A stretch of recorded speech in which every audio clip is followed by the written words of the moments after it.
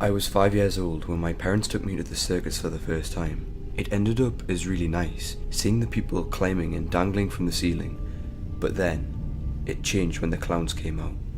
And you know that when you're a child, when you see scary clowns it's pretty normal to you, but this one scared me more than anything. It started when a few weeks earlier my parents had decided to make me watch a film. They had said it was nice, but it turned out to be a clown that was very nice to parents. However, at night it would kidnap children and then murder them. This terrified me, so a couple of nights afterwards I had nightmares about that stupid clown. I was so scared, half of the time I didn't sleep. While we were at the circus, I tried to make sure that I watched. At the end we could walk up and talk to some of the people since my parents knew a few of them. Since I was a child, I was fascinated with all the colours and the people that we used in the acts. I saw a lion cub that looked so cute, so they let me hold him. It was nice, it was all a dream, until a clown came up behind me and made me jump. I started backing away and he started getting closer. I was petrified and had no idea of what to do, so I stood there and looked at the clown, then tilted my head, eerily. He copied my move and then he took a step closer. I tried to run past him but he grabbed me by the collar. The clown dragged me out of the room with the lion cub and out of the door. I was shoved into a car and in a fit of panic started banging on the door. Unfortunately, no one had heard me. He started the car and started driving. Before he got any further, I went with my instincts and opened my mouth. I screamed at the top of my lungs. Since I was mostly a mute child, I knew that the need to scream would come in handy.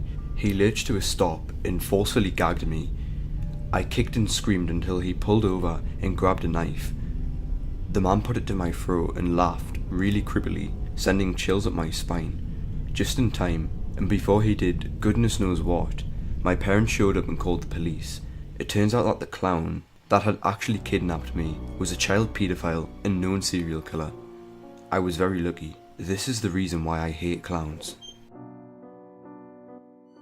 When I was a little younger, I went on a trip to Berkeley with my family. Now I live in Southern California, so it takes about 5 to 7 hours. So when we got to Berkeley, we were exhausted and hungry. We were in one of the poorer neighbourhoods when we went to a Chinese restaurant. When we got out, we were happy and content. This was when I started looking around the area, and I spotted something. There was this guy who was sitting down at the side of the street, and he was wearing clown makeup. Me, being a rude 7-year-old, decided to stare for long periods at a time. He caught me staring at him and waved. I guess I was a little behind from my family, because he got up and started slowly walking towards me. He was getting something from his pocket. The whole time he was smiling. I dashed off to my parents and he stopped. I asked if we could quickly get into the car and we did. He got walked back to his blanket and stared at me while our car drove away.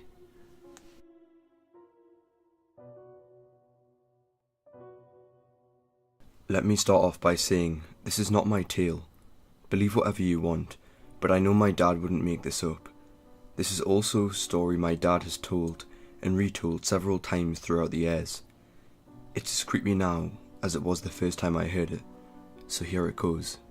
It was the early 1970s in Des Plaines, Illinois. Back then it was not uncommon to hitchhike. My dad and my uncle, his younger brother, enjoyed doing this as they were quite the adventurers. They were both pretty young, in their early teens. They had just gone fishing when they had made their way to a nearby coffee shop parking lot in search of a ride to get close to home. A middle-aged man stopped to pick them up. There was nothing really striking about this guy. He just looked like a typical guy, so they got into the car with him. My dad sat in the passenger seat while my uncle sat in the middle back seat. Everything was fine until the driver's arm reached towards the back of the car and put his hand on my uncle's knee. My dad's creeper meter sounded right away, and as soon as they came to a stoplight, my dad got out of the car, took his brother by the arm and got the hell out of there. Fast forward a few years. It's 1978 and my dad catches a glimpse of a familiar face in the Chicago newspaper. It's the man who had picked them up a few years back. The article states that this man was arrested after police found 33 teenage males buried in various parts of his home, including the crawl space. This sick man would find teenage boys wherever he could to rape, torture and kill. His name was John Wayne Gacy. Needless to say, I am happy my dad reacted as quickly as he did. My dad and uncle were the right age to be one of his victims. It's scary to think what could have happened, and how I wouldn't be here today. So Gacy, even though you are dead now, I am so thankful you and my dad never got to really meet. Before anything, a little backstory. I was 10 at the time and was visiting my hometown, Ecuador, for the summer. At the time, I knew just about everyone in my small little town, Alusi, and so did my parents, which is why they let me go on my own that day. Anyways, here's my encounter. Back when I was 10 years old, my family decided to take a visit to my hometown of Ecuador. We went for the summer and planned out just about our whole stay. One day, my mom and dad were getting ready to go to a wedding, and I was in the house with them. My big sister went over to a friend's house, and my other relatives had already left for the wedding. I was supposed to stay at home, alone for the duration, but I saw that it was a beautiful day out and decided to ask my mom and dad to go to a park that was no more than 2 blocks away. They were reluctant at first, stating that there would be nobody to take care of me, but I argued that it was a beautiful day out and there was no way that the park would be empty. They kept getting dressed as I kept on arguing until they finally gave in. They said that I can go to the park as long as I was back before dark. I agreed and ran outside to head for the park. It took me no more than 10 minutes to get there, and I was ready to make new friends and play around. But, oddly enough, there were nobody else in the park. It looked abandoned, which was weird seeing how this was one of the 2 parks in the whole city. It should have been packed, but I paid no mind to it. I believe I ran over to a swing set, or slide, it was 12 years ago, I can't remember, and played around. As I played, I suddenly heard a voice from the distance. A clown was at the other side of the gate and motioning for me to come and get closer. Behind him was a white van, which I had noticed before, but I thought was just a delivery truck of sorts. I slowly started walking towards the clown, and stopped a good distance away from him. He asked me in Spanish, "Hey kid, do you like clowns?" I nodded no to him, and he gave me a clown frown, and then said, "Well then, let me see if I can change that." He opened up his car, and by looking inside I saw there was only 2 boxes, though I wasn't sure what they were filled with. And that was it. No seats, no posters, just those 2 boxes, and then complete emptiness. Being a child, I still paid no mind to it, and watched as he pulled out a deflated balloon. He wrapped his lips around the end, and blew till the balloon was fully inflated. He tied the end and started to form the balloon into a balloon animal of a dog. He showed it to me, and I smiled. He then motioned me to come closer, to which I complied. He handed me the balloon and said to me, "Do you like?" I nodded yes this time and gave him a little smile. He then grinned in the creepiest way possible. The grin was so creepy that even as a kid, I knew to back away a bit. The clown then said that if I wanted to see the rest of his tricks, then I would have to get into his truck. I told him that the exit was on the other side of the park and I wouldn't be able to climb the small gate. He then said the few words that haunt me to this day. "Get a little closer and I'll carry you over. Then we can have loads of fun in my truck. Come on, kid." While saying this, he still had that creepy grin plastered across his face. I merrily backed away and told him, "No, it's okay, sir." His grin turned into anger, as though he was annoyed at me. He placed his hands on his hips and said to me, "Oh, but we were going to have so much fun." Right when he said that, I heard a voice on the other side of the park yelling, Son, I'm here to pick you up." I turned and saw a man that I recognised as a local neighbour. He was not my real father, obviously, but the little me knew to run over to him. I said nothing to the clown, I just ran to the man and gave him a hug. The man waved to the clown and said, "Thanks for keeping my kid entertained," to which the clown replied, "No problem." As we turned around, I was able to hear this man murmur, "Sick fuck." I looked at him and asked, "Sir, what exactly is going on?" He gave me a sigh and explained everything. As it turns out, that was no real clown. He was a man that had been kidnapping kids across all of Ecuador. He would lure kids with the clown costume and take them away to God knows what place. The people in my town had a feeling he was coming to our town, which was why the whole park was deserted. He said that he was walking by when he noticed that I was talking to the clown and ran over to basically save me.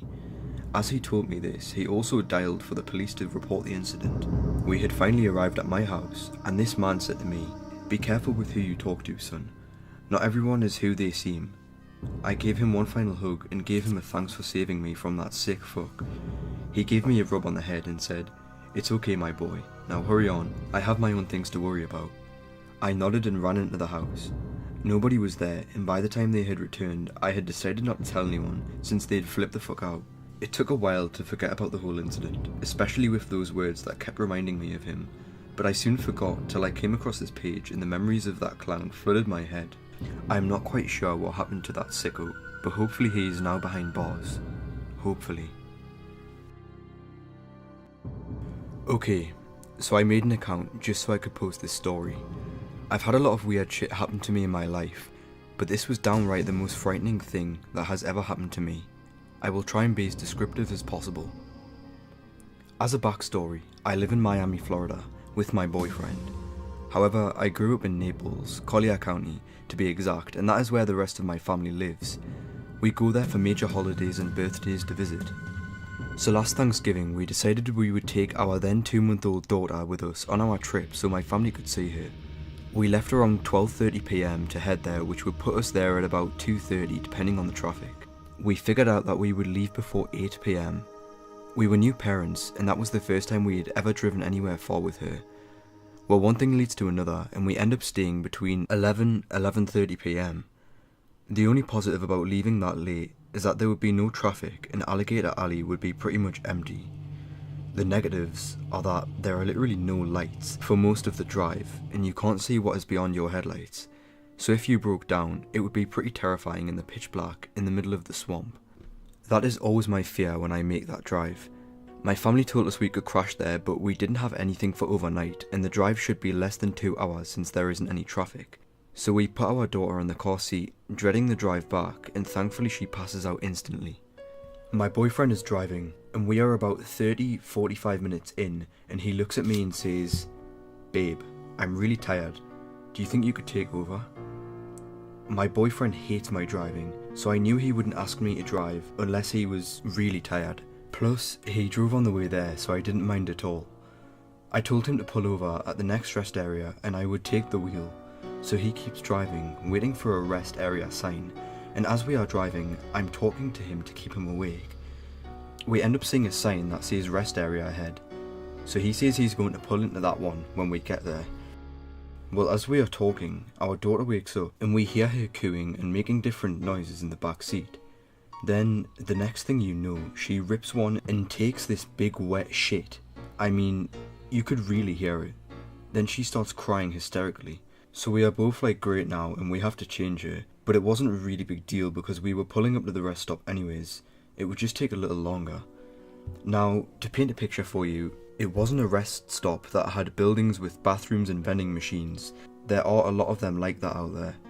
This one was basically just a long parking lot with one row of empty parking spaces which basically looped back onto the road. Really simple, nothing much to it. The parking spaces face out to the woods/swamp. The only thing separating the woods from the parking spaces was a tall metal fence that stretched only to the end of the parking spaces. So he pulls into the last parking spot, just before the fence ends, and we both get out, leaving the car and the headlights on. He goes to the passenger side and I go to the back seat to change the baby. I take her out of her car seat and sit in the back, changing her diaper. Meanwhile, she is still screaming at the top of her lungs. I finally finish changing and get her to calm down, and I walk her around the car back to her car seat. Her car seat is on the passenger side, behind where my boyfriend is now sitting. So I am crouching over, buckling her in, and I hear my boyfriend in a really confused voice go, "What the fuck is the... Babe, get in the fucking car, now." He is literally the hardest person to scare, so to hear his voice that way got my attention. So I stand straight up from my crouching position and look in front of us. My heart literally sank into my ass. There is a big fat clown on the other side of the fence where my headlights are shining. The top of his head looked bald, and he had bright red hair sticking out of the sides of his head. He had a really creepy face paint on. He even had a red clown nose, and it looked like something was splattered across his costume. He was standing there silently, his face pressed up against the fence to the point where his skin was seeping through the holes, and he was smiling the creepiest fucking smile I have ever seen in my life. Sheer terror came over me, and I yelled out something along the lines of, "Holy shit!" and slammed my daughter's side door. I run around the back of my car, my heart racing a mile a minute. The clown lets out the creepiest laugh I have ever heard, and he starts shaking the fence violently. And then he starts walking toward the end of the fence, slowly, like he was going to come around. As he is walking, he starts singing Rockabye Baby, while gliding his fingers across the fence. The way his voice sounded while he was singing, it was so chilling. I can't describe it. It was a really low tone, shaky, psychotic clown voice. I am assuming he sang it because he heard my daughter crying, but who knows. I jump into the driver's side after what feels like forever, even though the whole thing probably lasted 15 seconds, and lock all of the doors. I'm literally shaking throughout my full body, running on pure adrenaline. My boyfriend is in my ear saying, "What the fuck? What the fuck? Let's get the fuck out of here." This clown is now on our side of the fence, right in front of us. As I throw my car in reverse, he starts beating his hands on the hood of my car, now screaming something I couldn't make out because I was in pure nope mode. My boyfriend is even yelling, "If it gets in front of the car, just run it over." So I was fully prepared to do so, but he didn't. I sped out of there like a bat out of hell. I look in my rear view and see the creepy ass clown is just standing in the middle of the road, waving us off. We got onto the main road and I was driving faster than I have ever driven in my life. We were so stunned and traumatized by the whole ordeal that all we could manage to get out of this was, what just happened, for the remainder of the whole ride. We still speculate what he was doing out there at 12 AM dressed like a clown in the middle of Everglades on Thanksgiving night. We considered he was trying to fuck with people, but you would need some serious balls to pull off that kind of stunt out there in Everglades. People that live around there don't mess around. I truly believe that in the way he was singing and screaming, that he was absolutely out of his mind. I don't have any other explanation. It gives us goosebumps to this day, almost a year later, trying to answer the question of what his intentions were. And what terrifies me the most, and gives me chills even now as I'm typing this, is the fact that we were parked there for at least 10 minutes while I was in the backseat changing my 2-month-old, being watched by some psycho dressed as a clown. I always wonder how long he was watching for. The world is full of crazy people. Living in Miami, I really thought I had seen it all, but I was wrong. Needless to say, this Thanksgiving, we are staying home.